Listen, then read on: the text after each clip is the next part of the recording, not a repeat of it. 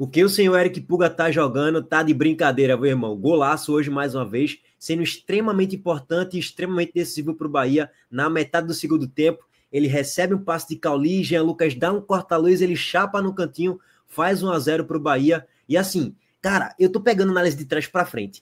Observem quando Caio Alexandre entra na partida.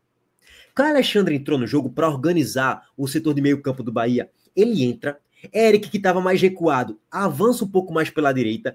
Jean Lucas, que flutuava muito pela direita, mas ele gosta de flutuar pela esquerda. Ele vai ser deslocado um pouquinho mais para a esquerda. E Cauli, que estava um pouco mais deslocado como um ponta-direita, ele infiltra um pouco mais para jogar por dentro.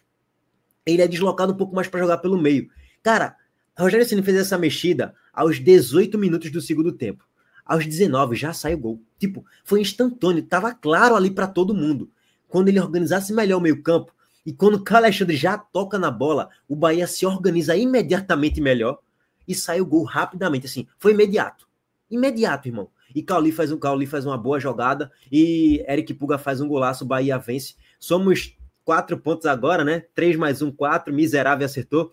Bahia líder do grupo nesse momento, porque o Inter não jogou e o Atlético Nacional também não. Mas assim, o primeiro ponto de análise de tabela é que o Nacional do Uruguai tende a ser o saco de pancadas. Porque a gente viu o Nacional do Uruguai perder para o Atlético Nacional, 3-0 lá na Colômbia, e em casa contra o Bahia não fez um bom jogo. Também não acho que o Bahia foi superior aos 90 minutos e merecia golear o Nacional do Uruguai. Não, não foi isso. Foi um jogo equilibrado. O Bahia, na maior parte do tempo, melhor. Dá para perceber nitidamente que o Bahia tem um elenco melhor do que o Nacional do Uruguai.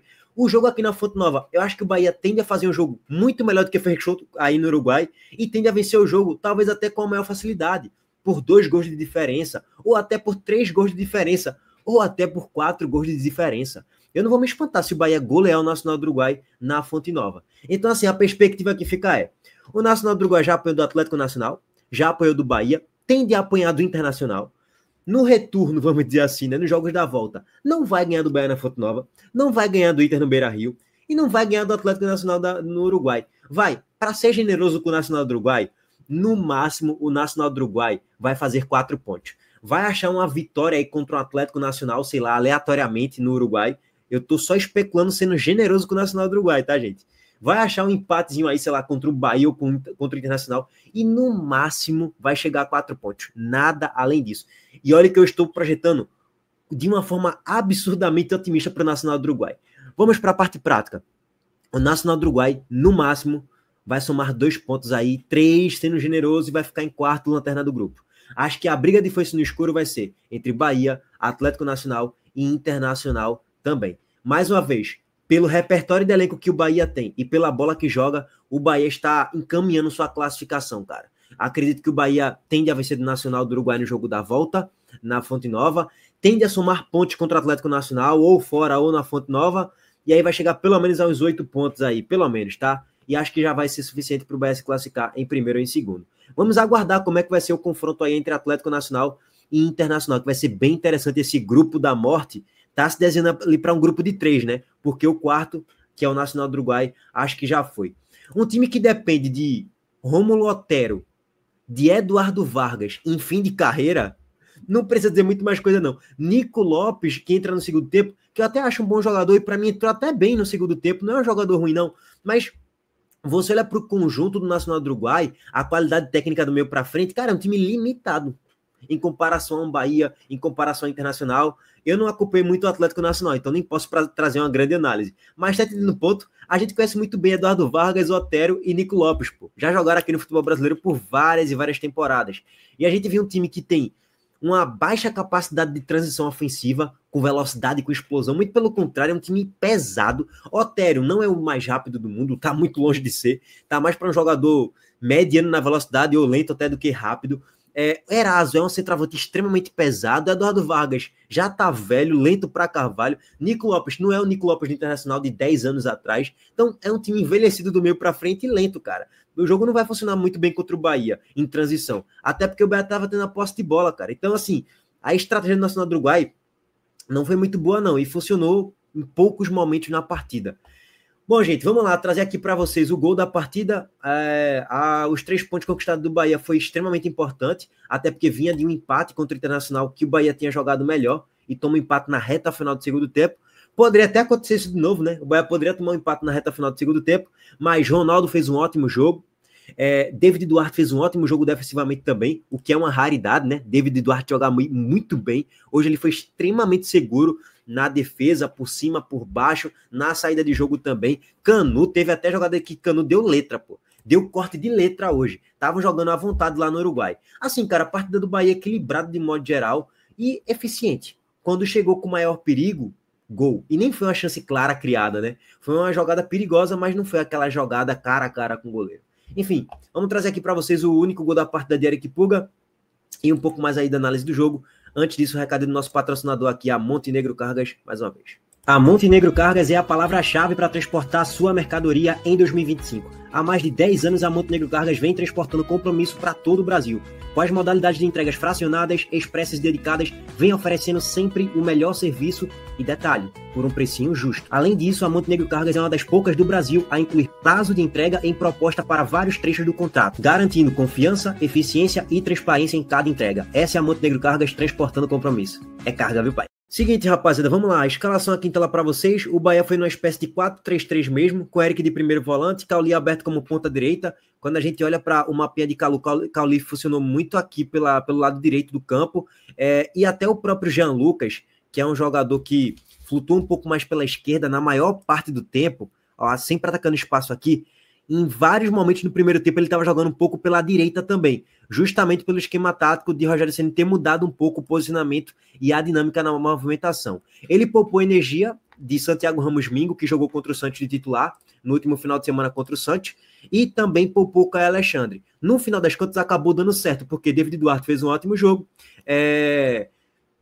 Eric não fez um grande jogo porque ele nem é um primeiro volante e o Bahia fica mais organizado com o Caio Alexandre de primeiro volante do que com o Eric. Funciona muito melhor o jogo do Bahia com o Caio Alexandre do que com o Eric de primeiro volante. É evidente isso, ficou escancarado depois que Caio Alexandre entra no segundo tempo.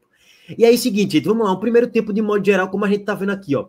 Não é um jogo de um domínio absoluto do Bahia, mas é um jogo de domínio de posse de bola. A equipe nacional do Uruguai praticamente não chegava, praticamente não ameaçava. O Bahia chega com 10 segundos de jogo no chute de Eric Puga ali desviado. Com 10 segundos você pensa, porra, o Bahia vai se impor muito na partida. Mas ficou aquele jogo do Bahia com a posse, o Nacional do Uruguai se defendendo bem na maior parte do tempo, o Bahia criando um pouco em uma outra chegada de Jean Lucas, mas errando na finalização ali no último terço de campo, dentro da grande área. Lúcio Rodrigues e Cauli Oliveira são jogadores meio que complexos para avaliar nesse primeiro tempo, porque foram os jogadores que mais buscaram a partida, buscou o jogo, saiu da grande área para tentar fazer movimentação e funcionou até de certo modo. Mas na hora de acertar um chute, na hora de acertar um passe, não foram bem. Lúcio Rodrigues tem uma jogada que ele se desvencilha bem na marcação, faz bem o papel de pivô e tem uma jogada de quase que 3 contra 1, só era ele soltar o passe na direita. Eu não sei se era Cauli que estava entrando sozinho ou se era Jean Lucas, não lembro agora de cabeça. E ele não toca. Ele demora, prende e perde a bola. Então, Lúcio estava tendo bons e maus momentos na mesma jogada, mas estava buscando o jogo. Tem uma jogada de Lúcio na metade para o final do primeiro tempo, que ele pega a cobrança de falta e a bola vai raspando o ângulo. Ia ser uma pintura de falta do Lúcio Rodrigues. Mas assim, um jogo travado, cara, um jogo difícil do Bahia, que não conseguiu construir muita coisa no primeiro tempo. O jogo estava se desenhando meio que para um 0-0 mesmo, porque o Nacional do Uruguai também não fazia nada. Um time com pouca profundidade, pouca jogada em transição com velocidade. Cara, um time limitado mesmo, velho. Eu acho que se eu fosse treinador do Nacional do Uruguai, jamais eu entraria no meu trio de ataque no jogo de hoje, já que o Bahia ia propor mais jogo, com Eduardo Vargas, Otério e Eraso, pô. Vidalba, que entrou no segundo tempo, foi um jogador assim um pouco mais rápido, para trazer um pouco mais de lucidez em transição. Até o próprio Nico Lopes é melhor, então, para mim, o treinador do Nacional do Uruguai não foi muito bem no jogo de hoje, não. Óbvio, isso aqui tá tendo uma análise minha de um cara que nunca acompanhou muito o Nacional do Uruguai na vida, tá ligado? Mas é pelo que eu acompanhei, pelo menos no jogo de hoje, especificamente. Vem o segundo tempo, e a própria estatística aqui tá dizendo, né? 5-3 em finalizações, nenhuma chance clara de gol para nenhum dos lados. O Bahia não chutou uma vez a bola na barra, nem o Nacional do Uruguai. Um jogo truncado, travado no meio campo, sem muito brilho de nenhuma das duas partes, tá? E o segundo tempo fica meio que na mesma coisa, não muda muita coisa não. Até acho que o Nacional do Uruguai voltou um pouco melhor, com o Eduardo Vargas finalizando de fora da grande área, para Ronaldo fazer uma boa defesa, um voleio de Eraso também que ele consegue dividir ali com os zagueiros e mete o voleio perigoso que Ronaldo faz outra boa defesa. Para mim o Nacional do Uruguai voltou até um pouco melhor.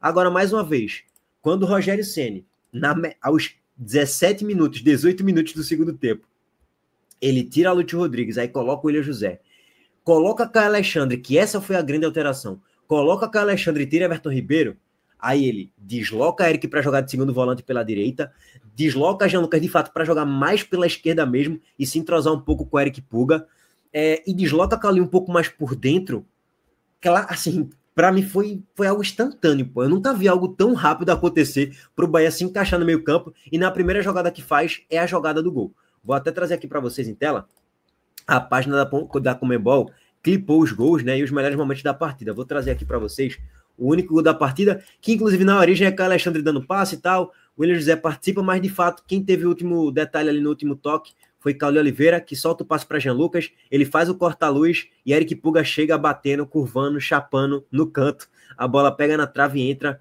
1-0 Bahia lá no Uruguai. E assim, gente, em Montevidéu, né? Depois daí, o Bahia não chega a criar nenhuma chance clara de gol. Foi um jogo travado mais uma vez. O Nacional do Uruguai passou a ter mais a posse no último terço de campo, mas sem muito perigo também. E quando chegava, o Ronaldo estava lá para fazer uma boa defesa. Essa foi uma das poucas jogadas do Nacional do Uruguai dentro da grande área com perigo mesmo, mas que o Ronaldo conseguiu fazer uma boa defesa ali seguro no lance. E ficou por aí, velho. O Nacional do Uruguai teve um chute de Nico Lopes ainda na reta final do segundo tempo, mais um chute para fora, raspando, mas de muito longe também, não é que foi uma grande chance criada, produzida, nada do tipo. O Bahia, no final das contas, foi equilibrado defensivamente. No segundo tempo, quando Rogério Ceni mexeu, o time respondeu, fez um gol, venceu o jogo, merecido de certo modo, não tem que se contestar muito não, mas ainda tem muita margem aí para melhorar o Bahia na Libertadores, fora de casa também, tá? Bom, meus amigos, fica mais ou menos por aí. Agora, só para dar um detalhe final aqui, um toque final, para o presidente do Nacional do Uruguai e para a diretoria também. Vocês têm que tomar vergonha na cara, pô. Porque assim, o que aconteceu no finalzinho do segundo tempo, um torcedor do Nacional do Uruguai arremessou um frasco de vidro que quase que pegou no rosto de Ronaldo, pô. Se aquilo ali pegar no rosto, ia estraçalhar o rosto de Ronaldo, pô. Lógico, eu acho que não chegaria a matar o cara, não. Daí também já é um pouco de exagero. Mas poderia causar uma lesão séria para ele, pô. Um ferimento grave no rosto. Se pega em cheio, poderia, por que não? Mas, enfim. E aí, por que o presidente? Óbvio que a culpa é de segurança, de certo modo. Se bem que tal, eu não vou falar que foi orientado, deixaram entrar, claramente eles viram o cara com frasco de vidro e, pô, deixa entrar aí, porque daqui a pouco eles vão arremessar em algum jogador do Bahia. Eu espero que não tenha sido isso. Não ficaria surpreso também se isso acontecesse, mas tem que tomar providência, porque isso aí não pode acontecer, pô. E aí sim, o clube tem que ser punido, severamente. E o cara também que arremessou o frasco de vidro lá, tal, de uísque e tal, também tem que ser punido, severamente. Aquilo ali não pode não, pô, é um frasco de vidro. Se pega na cara, é ponto que tu vai tomar, sei lá, onde é que pegar, dependendo do lugar que pegue. Pode ser muito mais grave do que a gente pensa. Ah, não, foi só um frasco de vidro. Se pega bem, pô, em cheio. Sei lá o que é que poderia ter acontecido. Então, assim, fica o destaque aí final para isso. Uma cena vergonhosa, violenta, e ainda bem que não atingiu o goleiro Ronaldo. Ele até ficou meio que apavorado depois que ele viu um frasco de vidro caindo na frente dele. Pô, pode perceber a reação dele. Ele ficou meio que assustado. Enfim.